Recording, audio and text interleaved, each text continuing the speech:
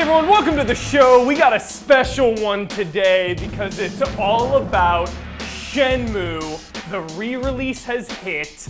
We're back in our comfort zone. Let's get into it.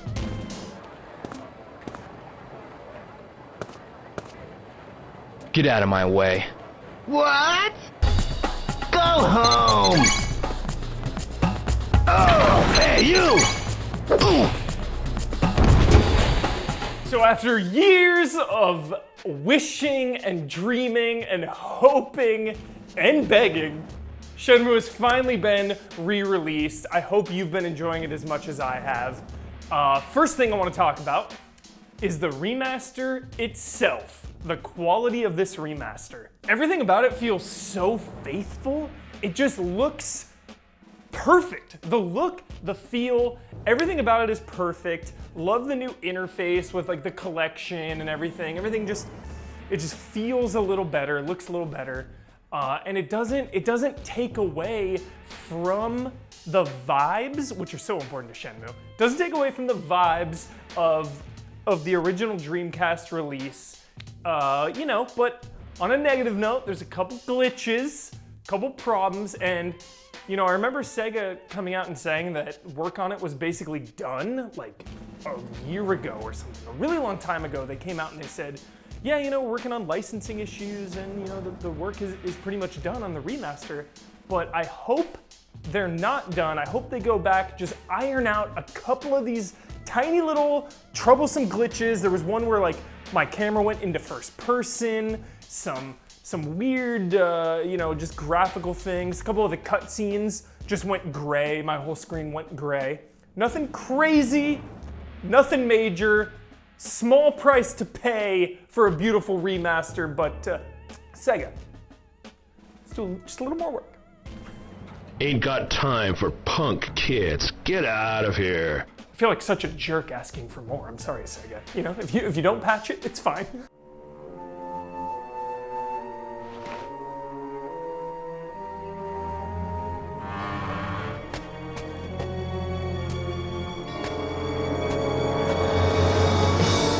Next, I want to talk about the world of Shenmue. To quote one of my favorite people on earth, vibes. Shenmue has vibes. Just cruising through the small town, you have your Hazuki Dojo, which is just bursting with life and personality. Every corner of Shenmue is. The characters have a history, a backstory. You go up to them, they already know who you are, a lot of them. The shop owners and stuff, they say, hey Ryo, like, nice to see you, sorry about your dad. There's just a history and a connection, and the whole world is just grounded. Tom. Hi, Ryo. I heard about your father. I'm sorry. Have one of my special dogs. It'll perk you up, I bet.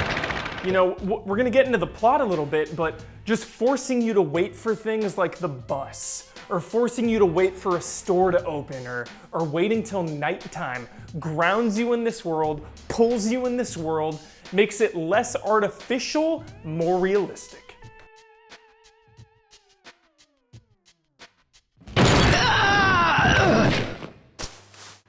Fuchsa! It's just been great revisiting it, There's games like Resident Evil 2, which I've beaten 100 times. I know, it's crazy. But Shenmue, I really haven't beaten that many times, especially on my own from beginning to end.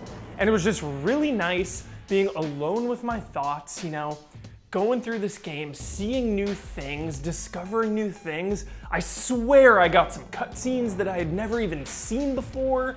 I won Hang On at the market, which I've only done like once in my entire life have I won a Dreamcast game in Shenmue. That felt good. And being able to carry our progress over from Shenmue 1 to 2, which I haven't done yet, I cannot wait. I know it sounds like something small, especially in the day and age of Telltale games, but for us in the West, we never got to really do that. The transfer from 1 to 2, it's gonna be a special moment. I'm so pumped for it.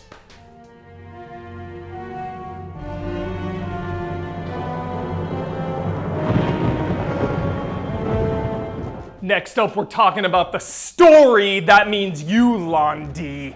I saw a guy wearing this weird coat. What kind of coat? It was a deep green, maybe velvet or silk, like something Chinese. That's Landi. You know, I think one of the reasons I'm so in love with the story is because there's mafia vibes. There's Yakuza vibes. It's something I've always been obsessed with. You know, my dad's favorite movie is The Godfather.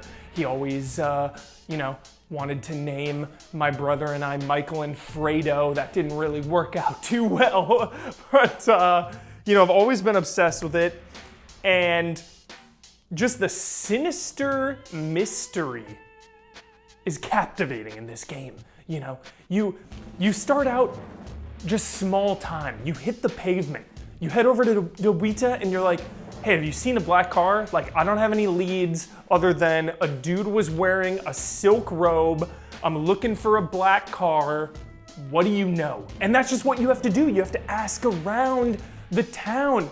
And that just further pulls you into this world. Did you happen to see a black car that day? A black car? Yeah, it wasn't the kind of car usually seen around here. You know, a car like that splashed mud on me when it sped past. And you just slowly uncover these bits and pieces with the promise that they're gonna have huge payoffs in future installments. You know, Yu Suzuki planning out some 16 chapter thing, referencing the Chi Yu Main and Zhu Yanda and all these seeds just being planted, but it doesn't feel like it's forced. It's setting it up for down the road in such a realistic and believable way because it's all just so, there's a history to it all. I love it.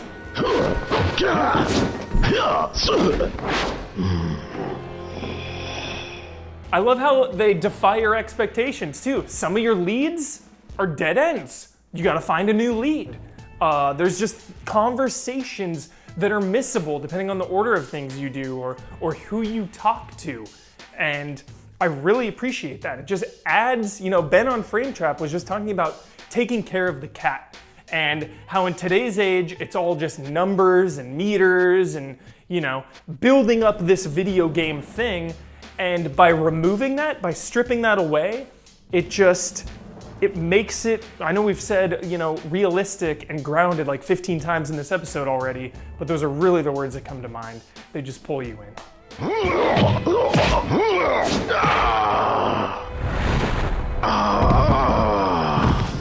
Lastly, hopes and dreams for Shenmue 3. I've been thinking about it.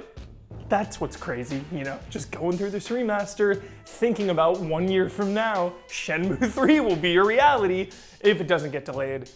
Even if it does, who cares? It's coming. But, I was just thinking about the possibilities, and I was thinking about the way Shenmue makes you see the world through Ryo's eyes. And, by having that trophy early on in Shenmue 1 about calling the police immediately, like, that makes me think about 3. Different ways to solve things. I know immersive sims do this all the time. Deus Ex, Witcher, multiple ways to finish a quest. I would love it if Shenmue 3 did some of that.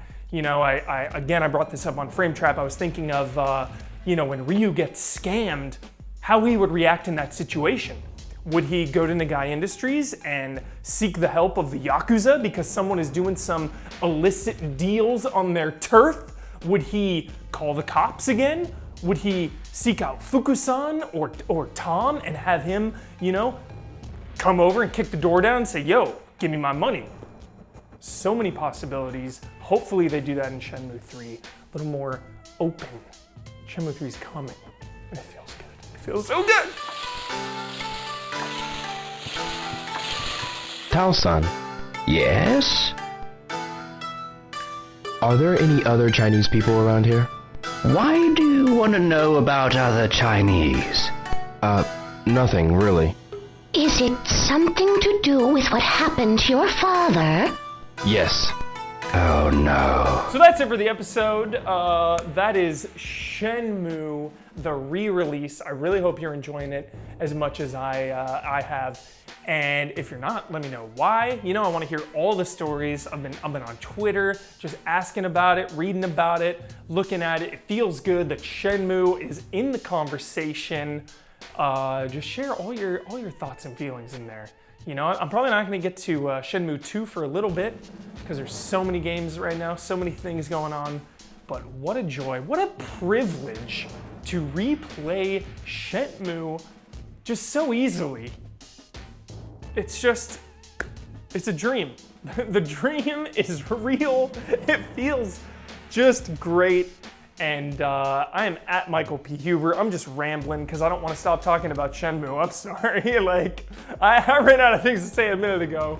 But what more can I say? Forklifts. Hey, forklifts popping into my brain. Ready, go! Forklifts. There's maybe one or two too many days of work on the forklifts. We'll just leave it at that. Kind of stalled out near the last act, but then you get Master Chen and Guizhang just taking the scrolls to Guizhang because he reads Chinese, then he teaches you the move. Those moves are gonna carry over. I'm getting too hyped. We're supposed to be ending it now. At Michael B. Huber, Easy Allies. I will be doing a full playthrough of Shenmue at some point this year. We're gonna do it, no matter what. I'm on the deck for Shenmue and God of War. Do not worry, those both will happen, with or without a studio, with or without full playthrough Fridays. We will make it happen. Love and respect. See you next week. Keep your chin up, okay? Try my homemade pickles. They're guaranteed to make you happy. Uh-huh. I'll drop by later.